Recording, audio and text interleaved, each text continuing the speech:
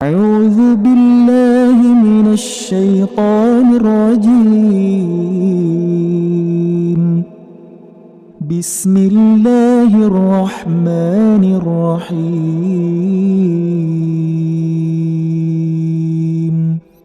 Bismillahirrahmanirrahim. Assalamualaikum warahmatullahi wabarakatuh. Innal hamdalillahi nahmaduhu wa nasta'inuhu wa nastaghfiruh wa nusalli ala Muhammad wa ala ali Muhammad. Pemirsa yang dirahmati Allah Subhanahu wa taala, jumpa lagi di channel Zaman Akhir. Bagaimana kabar semuanya?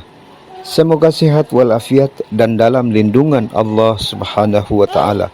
Pemirsa yang dirahmati Allah Subhanahu wa taala, gelombang pertama pasukan salib yang dipimpin oleh Peter the Hermit meninggalkan rasa pahit bagi Kaisar Alexios. Gelombang kedua tentara salib lebih terorganisir namun menghadapi rintangan yang lebih sulit karena jumlah mereka yang besar dan keragaman orang-orang yang ada di dalamnya. Mengutip penulis sejarah dan peserta perang salib, Vultures dan Charters, siapa yang pernah mendengar tentang campuran bahasa dalam satu pasukan? Ada kaum Frank, Fleming, Frisia, Galia, Allobroges, Lotharingan, Alemani, Bavaria, Normandia, Inggris, Skotlandia, Aquitania, Italia, Dacia, Apulia, Iberia, Breton, Yunani, dan Armenia. Jika ada orang Skotlandia berbicara atau bertanya kepada saya tidak memahami apa yang dia katakan dan tidak bisa menjawabnya.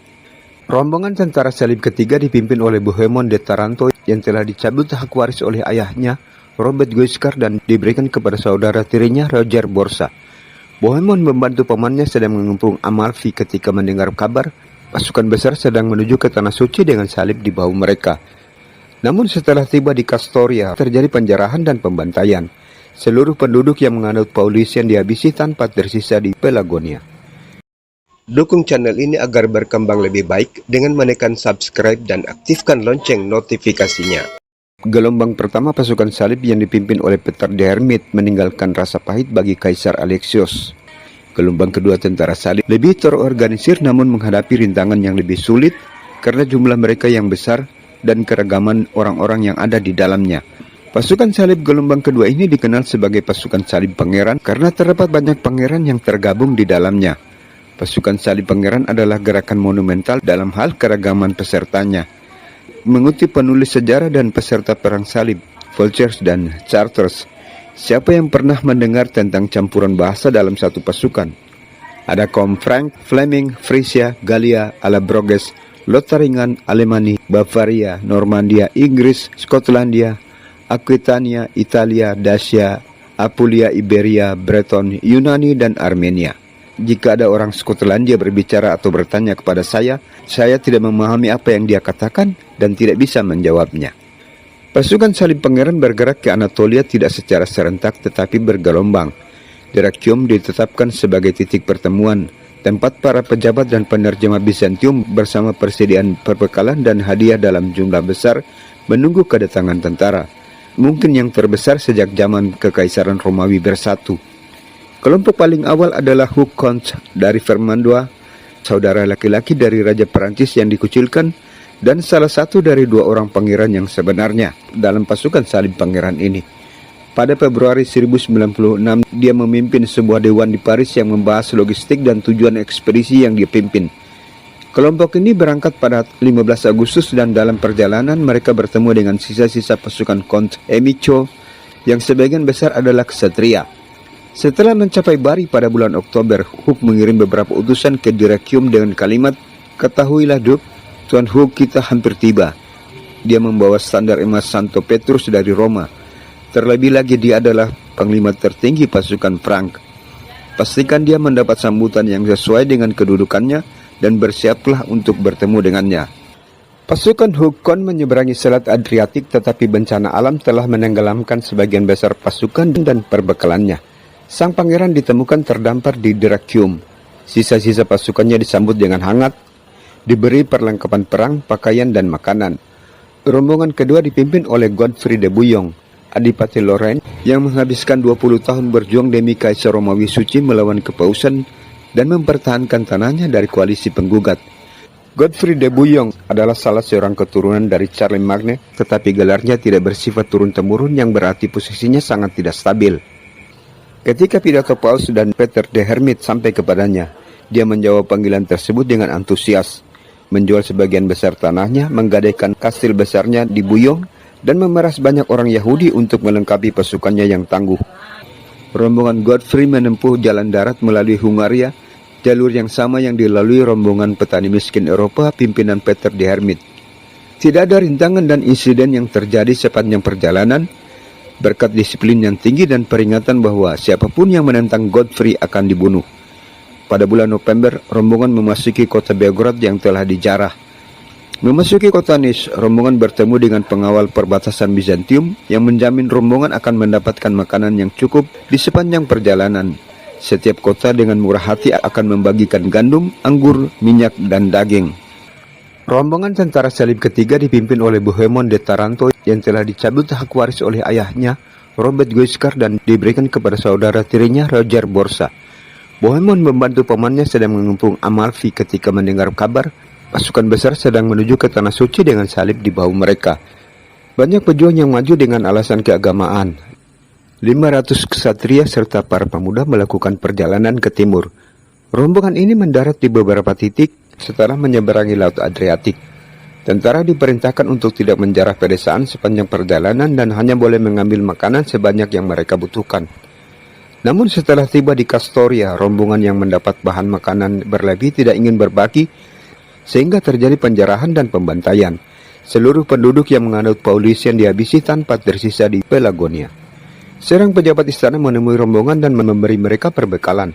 Bohemond berusaha menghubungi Godfrey de Bouillon menawarkan serangan gabungan terhadap kekaisaran, tetapi pesannya tiba saat Godfrey sedang berdamai dengan Kaisar Alexius.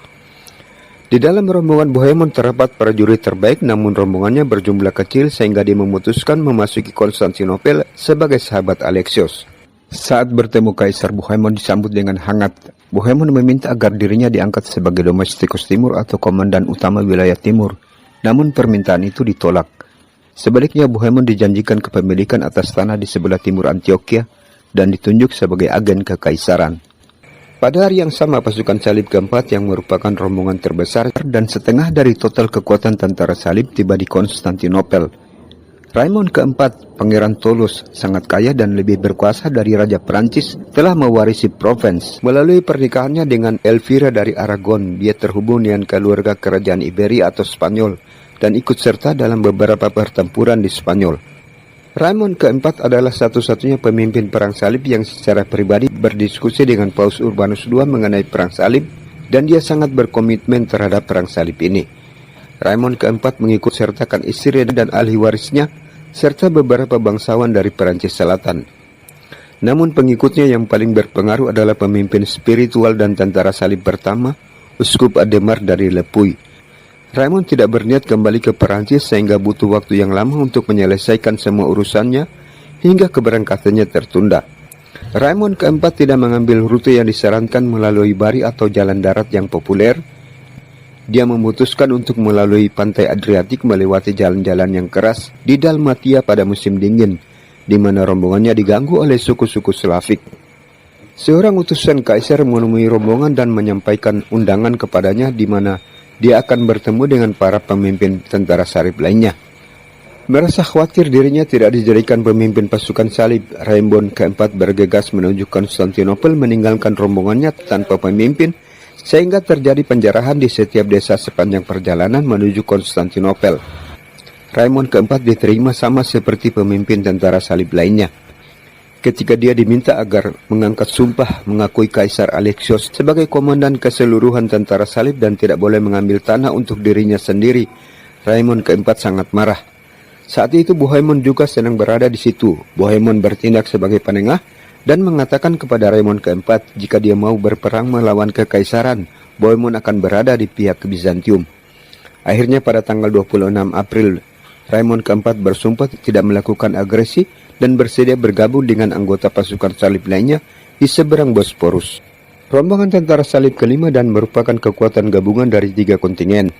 Robert Adipati Normandia adalah putra William sang penakluk dan sangat berpengalaman dalam peperangan. Robert sangat ingin pergi ke Yerusalem karena ayahnya meninggal saat berziarah ke Yerusalem. Robert Pangeran Flanders yang merupakan sepupu Robert dari Normandia. Ayahnya juga berziarah ke Yerusalem dan bersedia mengirim 500 prajurit kepada Kaisar Alexios. Stephen dari Blois awalnya tidak tergerak oleh Paus Urbanus II, namun sebagai suami dari Adela, putri William sang penakluk, yang membuat keputusan di dalam rumah tangga.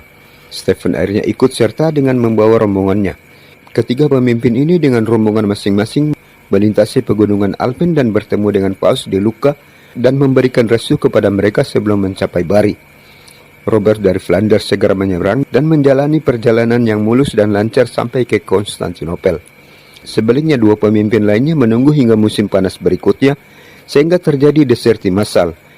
Mereka menjual busur agar bisa kembali ke rumah. Akhirnya Robert dari Normandia dan Stephen dari Blois berhasil sampai ke Konstantinopel dan sangat senang dengan sambutan Kaisar Alexios. Rombongan tentara salib berkumpul di suatu tempat yang penuh dengan perbekalan dan terus-menerus menerima barang dari para pedagang Bizantium yang dijual dengan harga tetap dan wajar oleh negara. Jumlah tentara salib diperkirakan 80.000, 7.500 adalah ksatria berkuda, 30.000 prajurit infanteri dan sisanya adalah pengikut.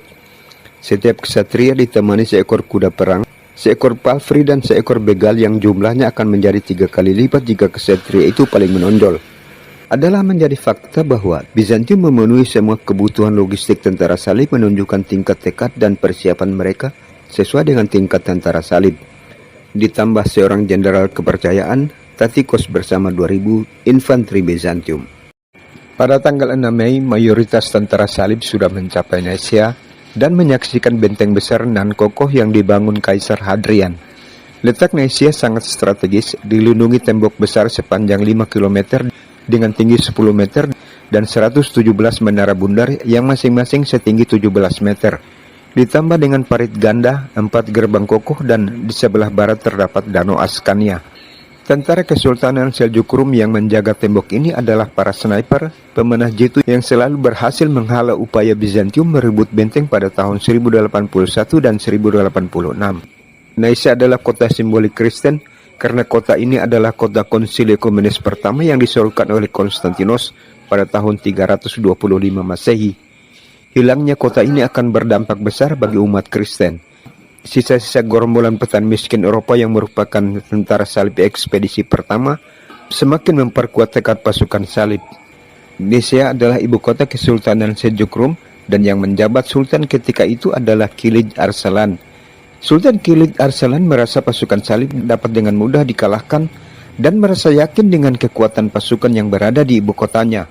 Kilij Arsalan meninggalkan ibu kota menuju ke Meletene yang akan direbut oleh saingannya Danismens. Sultan tidak merasa pasukan salib sebagai ancaman karena pada ekspedisi pertama tentara salib yang terdiri dari para petani miskin Eropa dapat dengan mudah dikalahkan.